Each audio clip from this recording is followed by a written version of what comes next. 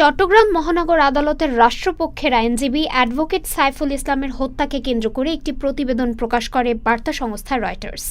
সেখানে এক পুলিশ কর্মকর্তার বরাত দিয়ে সাইফুলকে সাবেক ইসকন নেতা চিন্ময় কৃষ্ণ দাসের আইনজীবী হিসেবে উল্লেখ করা হয়।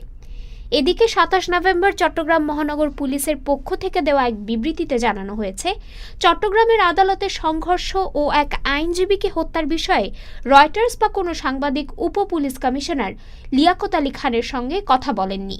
লিয়াকত নামে চট্টগ্রামে ৪ জন কনস্টেবল আছেন, তারা কাউকে কোনো বক্তব্য দেননি। মনগড়া বক্তব্যকে দায়িত্বরত পুলিশ কর্মকর্তার বক্তব্য বলে চালিয়ে দিয়েছে রয়টার্স। কারো বক্তব্য গ্রহণ না করেই নিজেদের মনগড়া বক্তব্যকে দায়িত্বরত পুলিশ কর্মকর্তার বক্তব্য বলে চালিয়ে দেওয়া সাংবাদিকতার নীতিমালা পরিপন্থী। ভবিষ্যতে রয়টার্স ও সব গণমাধ্যম এই ধরনের সংবাদ প্রকাশের ক্ষেত্রে আরও দায়িত্বশীল ভূমিকা পালন করার আহ্বান জানিয়েছে সিএমপি। উল্লেখ্য, রয়টার্সের প্রতিবেদনটি পরে সংশোধন করা হয়েছে, সেখানে ওই পুলিশ কর্মকর্তার বক্তব্য বাদ দিয়ে দেওয়া হয়েছে।